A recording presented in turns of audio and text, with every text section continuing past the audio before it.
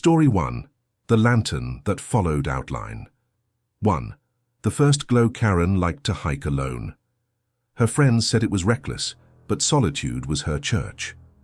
On a chilly October afternoon, she took her favorite trail into the dense Appalachian woods, intent on camping overnight. She set up her small tent before sunset, nestled between two mossy oaks. By dusk, the world dimmed into autumn blues, and the forest became a cathedral of silence. She was stirring her small pot of soup when she first noticed it. A light. Not fireflies, not the faint mess of starlight, something larger, steady.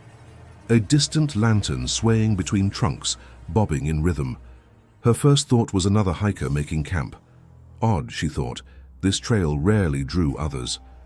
The lantern's glow dipped lower, then rose again, as though someone walked closer. Karen cupped her mouth, calling, "Hey there."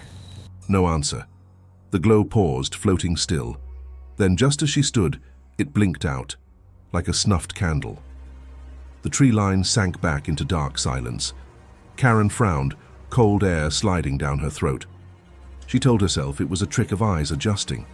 Yet the soup tasted bitter with unease. Outline 2, steps in the dark. She tried to push aside the image, forcing herself to focus on organizing her gear. But the unease returned as minute sounds spiked the silence, snap of branches, faint crunch of earth being disturbed. Someone was moving out there. She shut off her lantern, letting the moon do what little it could. Shadows breathed across trunks. Then, faintly, the glow returned. Same lantern, same swaying path, now closer. She watched, heart galloping. "You lost?" she called again, but her voice cracked halfway. Silence. Only the sway. She tried to convince herself it was a park ranger on night patrol. Forest management, maybe. Reassuring herself, she reached for her knife, pressing the handle hard. Then came it. The crunch of footsteps circling her tense perimeter. Slow, deliberate. Not random. Not animal. She whispered now, eyes wide. Okay, who is out there? Something brushed the tent wall from outside. And then, the glow spilled across canvas from behind her, illuminating a tall shadow she hadn't heard approach. Outline 3. Hollow knock fear surged through her limbs, demanding she bolt. Instead, she sat frozen, knife clenched. Whoever it was, they stood inches behind the thin nylon barrier, breathing heavy enough that condensation formed against the tent wall. Then, 3 hollow knocks tapped the frame. Her chest rattled. "What do you want?" she snapped, barely audible. No reply. The glow shifted away, leaving her in darkness again. Thinking fast, she ripped through the tent's zipper and burst into night. Nothing. The lantern light was gone, trees staring blank as if nothing had stirred them at all. Only her own lantern lit weak, pale arcs against brush. "Get it together," she muttered desperately. She heard her heartbeat in her skull. And then came a sick discovery.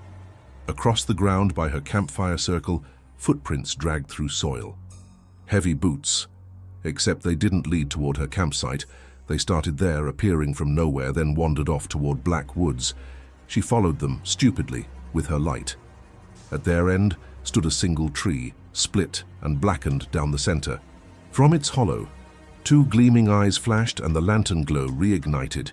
Outline 4. The silent pursuit, Karen screamed, stumbling back. The eyes winked out, but the glow remained, floating around, circling her like a predator. It darted between, trunks unnaturally, always ahead when she turned her beam. Her logical mind begged her to run back to the trailhead, but adrenaline twisted her feet, pushing her deep into the maze of trees. Branches whipped her cheeks. The glow followed, keeping pace calmly, swinging gently like held in a steady hand. Each time she turned, it stopped. Each time she pressed onward, it reappeared. Her lungs burned. Then she tripped. Barely catching herself, she landed by an old, rotting signpost. The letters had long rotted off, but carved into the wood, visible in moonlight, were the words, "Lannan Man." Spelled crookedly, carved deep with something sharp. She recoiled. Then overhead a whistle, long, piercing, like a finger drawn across glass. Falling branches crashed nearby. Something heavy was following from canopy above now, cracking limbs as if descending slowly from tree to tree. Outline 5. Vanished print. Karen ran until her calves gave out. At last dawn broke, paling the canopy. The glow faded as daylight shredded it away. Heart still in chaos, she staggered onto a ranger service road. A truck stopped, bringing 2 rangers. She babbled her story. They listened grim, not mocking. They led her back. Her tent was there, soup still half full, gear intact. She pointed to the split tree, except the tree was gone. Stumps scattered, charred and empty, as if they had burned a century ago. "Ma'am," one ranger said, staring pale, "you were on Lantern Stretch. Folks disappear here. Old stories say he lures you in, keeps you wandering till you're gone." Karen shook violently, refusing to believe. Then one ranger bent down. In soft mud, fresh print. A lantern base pressed deep. Not boots, a lantern itself, as if something heavy had set it down last night. Karen never camped again, and every time she passes beyond forests by car window, she swears faintly she sees a small golden glow bobbing along the tree line, steadily keeping pace. Story 2. The Whistler Between Pines. Outline 1. The uneven tune. It started with a sound. Alex, age 19, had taken a seasonal job marking trails in the Rockies. Late afternoons, when the rangers left and the forest slipped into silence, he'd stay behind to finish his section. One evening, just as twilight bruised the sky, he heard it. A whistle. Not tuneful, not clean. 3 uneven notes skidding upward, then collapsing downward. Almost like a child imitating birdsong, without knowing what birds truly sounded like. He froze mid-step, spray paint can in hand. "Coyote?" he muttered into the trees. Except coyotes don't whistle. He kept working, veins prickling. 30 minutes later again, hoo-hee-hoo. Closer now. Alex turned toward the ridge, forcing a shaky laugh. But shadows stretched too long, too human in their stance. He grabbed his backpack, deciding it was time to go, but the whistling repeated, sharper, like whoever made it was. Practicing outline 2. At the window by midnight, he'd shaken it off, eating instant noodles at his small cabin near the trailhead. The night insects buzzed heavy, comforting, until the buzzing stopped. He noticed the silence suddenly, ears humming in its void. Then came the whistle again. Hoo-hee-hoo. Not from the woods. From outside the window, Alex's spoon clattered. He stilled, praying to hear his imagination. But footsteps followed, crunching slow across gravel. He pressed against the wall nearest the kitchen. "Who's out there?" he called, cursing how weak it sounded. Whistle again, this time longer, taunting. Shaking, he flicked on his porch light. Nothing, just swinging branches and dirt driveway. He shut the curtain. Then a gentle knock tapped rhythmically on glass behind him. He flung around and the window glared black, nothing visible. Yet something had knocked, polite as a caller. His chest pressed tight, eyes stinging. He whispered, "Just animals, right?" Except the knock came once more. This time followed by silence that roared. Outline 3. Scratches in the bark. The next morning, Alex forced courage by daylight. He told himself isolation was amplifying his nerves. To reassure reason, he hiked back to the area where he'd first heard the whistle. When he reached the section of pines he'd marked last, his throat dried. Every tree around his flagged trail bore identical scratches, 3 long groves, perfectly vertical. Dozens of them, all fresh. The gouges looked neither made by knife nor claw. Something had etched them with precision. He bent closer. Foul resin leaked, acrid smelling, nothing like pine. He whispered, "Someone's messing with me." Then the whistle cut through daylight. He spun. A figure swayed between tall trunks. A pale blur, almost human, tall but uneven, staggering left to right. He stepped back, trying to convince himself it was a hiker. But the figure melted abruptly into deeper forest without a sound of departure.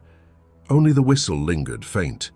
He felt marked, chosen somehow, and fled back to the cabin, heart scrambling against his ribs. Outline 4. The voice. Inside that night, Alex blocked the doors, barricading the window with chairs. His heart jumped at every shifting shadow under the porch light.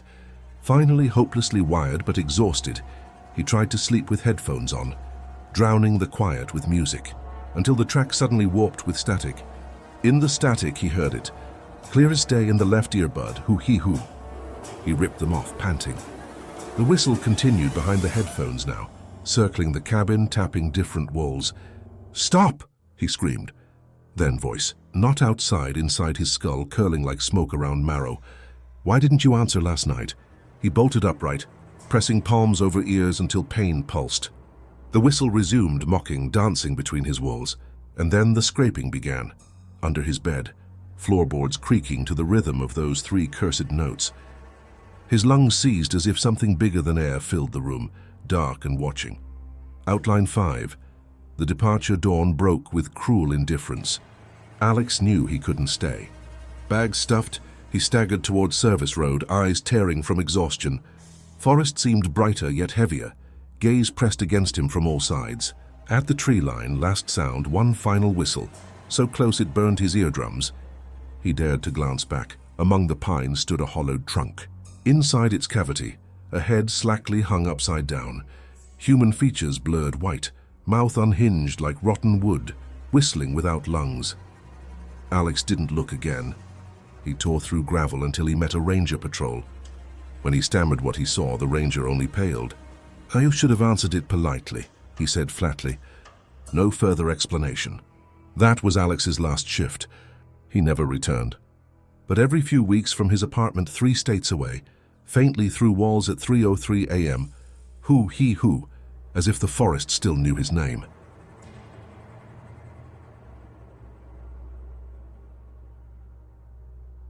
Story 3. The Vanishing Trail Signs Outline. 1. Something off the map Sophie and Ethan loved pushing into places guidebooks forgot. That Saturday in upstate New York, they came across an old dirt track branching off the main trail. It wasn't on their maps. The state park app didn't mention it either. Faded wooden posts leaned half-broken at the entrance, but an odd carved arrow on the first tree pointed firmly in, almost inviting. Ethan grinned, tugging Sophie's sleeve. "Come on, it's probably an old logger's path. Adventure, right?" The forest swallowed them quickly. The canopy thickened, muffling sound until even their footsteps felt too loud, cushioned by sodden leaves. Sophie kept watching the strange arrow carvings that kept appearing. At first irregular, then too consistent. Sharp, freshly cut grooves, wood pale against bark. They were always pointing left, deeper, like breadcrumbs someone had set not long ago. She whispered, "Who's been making these?" Ethan shrugged, but his smile wavered slightly. As daylight thinned, the air turned colder. Their breaths puffed visible streams in shadows. Sophie swore one arrow they passed dripped sap fresh, as though carved minutes before. "It's leading us," she muttered. Ethan hushed her nervously. They decided to turn back while light remained. But when they looked behind them, the trail was blank. No arrows pointed back. No broken branches, no scuffed boot marks. The entire forest behind them looked untouched, as though they hadn't walked it at all. Outline 2. The wrong way, back determined, they retraced what they thought was their route. At first, relief. One carved arrow reappeared, but it aimed left again into thicker brush. "We didn't come from there," Sophie insisted, standing firm, but Ethan shook his compass. "Look, it has to be. Only—" The compass needle spun like it was drunk, losing north completely. The uneasy silence thickened. Even wind struggled to move the higher branches. They gave in, following arrows deeper until they stopped abruptly at a fork. A dozen scratching sounds filled the stillness. In seconds, the bark of the nearest trees split open with fresh arrows gouging themselves right before their eyes, peeling like wounds bleeding resin. Every single one pointed left. The air grew acrid, sharp like chemicals. Ethan yelled shakily, "This isn't funny anymore, someone's screwing with us." Sophie's headlamp flicked on automatically as sky dimmed. The new beam revealed dozens more carvings up ahead, too rapidly repeating. On one trunk, the arrow was etched 10 times into the same bark, layered frantically. The ground beneath was littered with shavings, fresh, wet coils. "It's happening now," Sophie whispered, voice trembling. "Not past. Right now." The silence cracked into snapping wood noises behind them. They spun, lights flashing. Blank trees. More appeared ahead, guiding, always ahead. Outline 3. The circle of stumps. They stumbled forward, panic strapped to their lungs. Running became useless. Every path curved unnatural. At last, their flight threw them into a broad clearing where sound shifted wrong. echoing back faster than it should. The circle was bare, except for 6 rotten stumps arrayed evenly, like seats around an ancient campfire.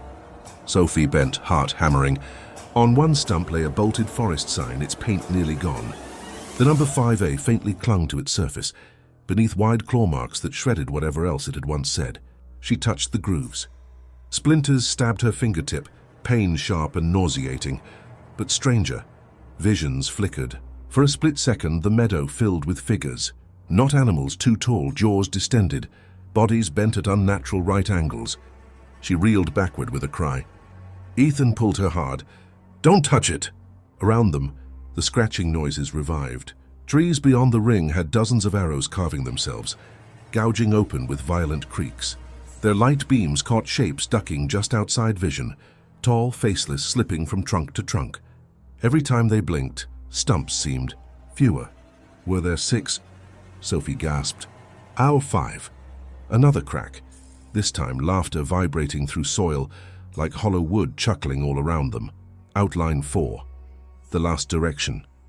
By their frantic third loop back, there were only 3 stumps left. The clearing closed inward as though breathing them tighter. Ethan tried roaring defiantly into the tree line. "Stop it!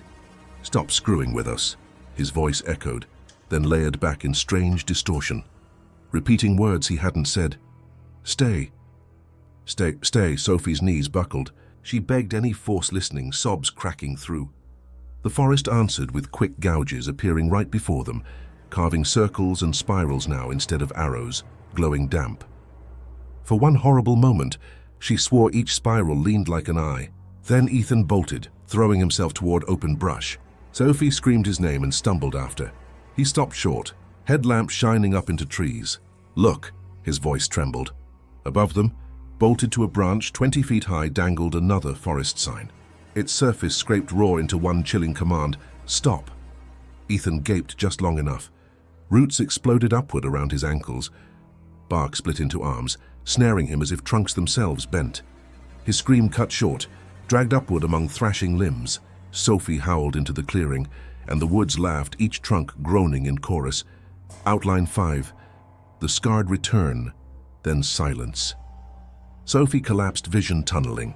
She woke sprawled on gravel road at dawn. How she'd fled remains a blur. A passing couple found her and drove her to the station. Park authorities combed the woods. No arrows, no logging stump circle, no sign of Ethan. Records list him as a standard disappearance, but Sophie knows different. She bears proof etched on her own skin. Across her forearms, fresh raised scars, thin parallel slashes, always 5 at a time, never fully fading, sometimes reopening when she nears woods. Years later, she tried a healing hike, urged by family. The forest seemed calm, but something waited. She paused by a tree to drink. Against decent judgment, she turned her headlamp on out of habit. On fresh bark inches from her face was a new arrow, damp carved seconds earlier, pointing left.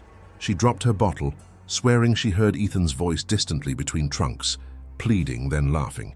Sophie never hiked again, but every wall of trees she passes whispers the same terrible direction, quietly in her skull.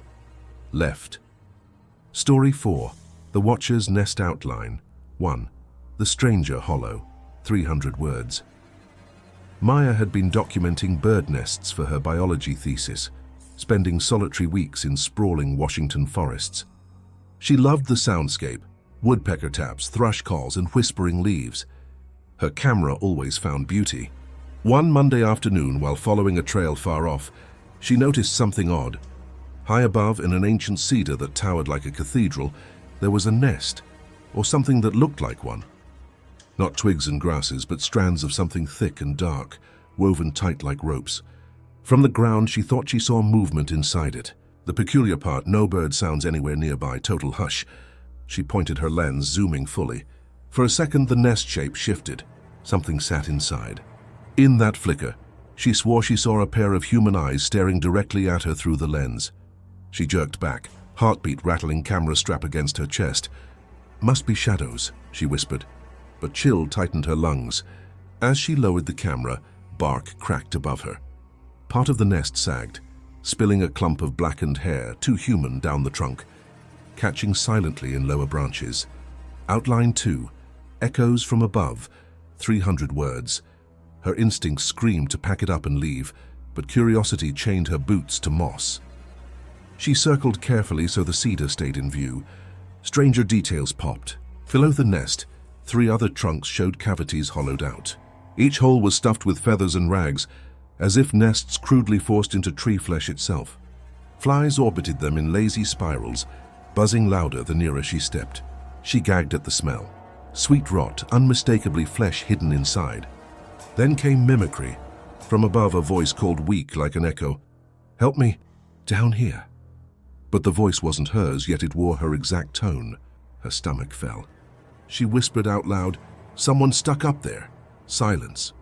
Then again identical, perfect.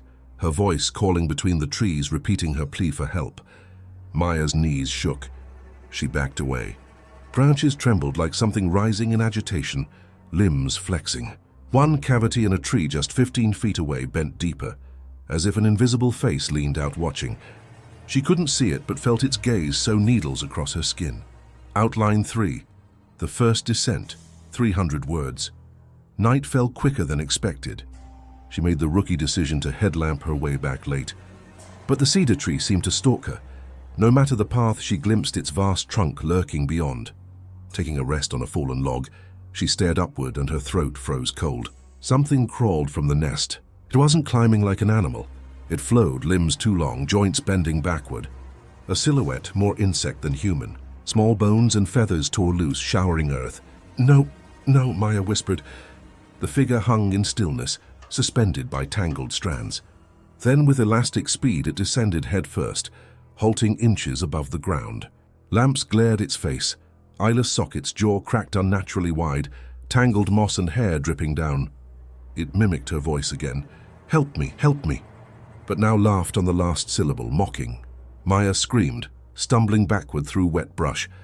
The thing clambered sideways along trunk bark at grotesque insect angles, never taking sound of footsteps, only repeating her own panics back at her, until it whispered softly, with no mimicry, "Stay, nest." Outline 4.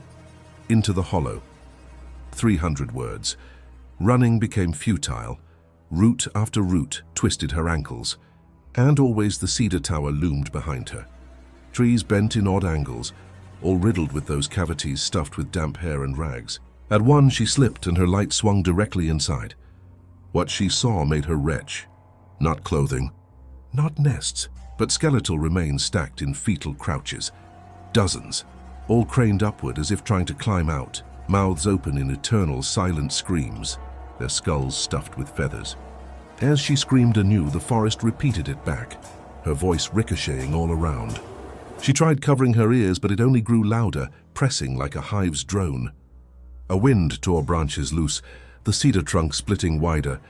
She staggered too close. Roots yanked her ankles, dragging her toward a foul, yawning hollow at its base. Inside, faces twitched awake, grafted into wood. Human lips sewn forever open, their teeth making the jagged ridges of the cavity walls. They rasp in a hissed unison. Nest, watch. Outline 5. What she left behind. 300 words. What happened next, she couldn't recall clearly. Terror fractured her memory. Somehow by morning, joggers found her stumbling out onto a main trail, bloodied with scratches down both arms in parallel lines. When rangers trekked to investigate, the cedar stood, but no hollow, no hair, no nests remained. Just one towering, healthy tree in morning's calm. She told her story, but records filed her as traumatized, disoriented. Yet her camera still contained the last shot she took before panic. A blurry but undeniable frame of her own face, peering from inside the cedar's hollow, eyes wide, mouth stretched too wide, her voice mid-scream. They confiscated the file, but she remembers it. In her apartment, she can't face mirrors well anymore.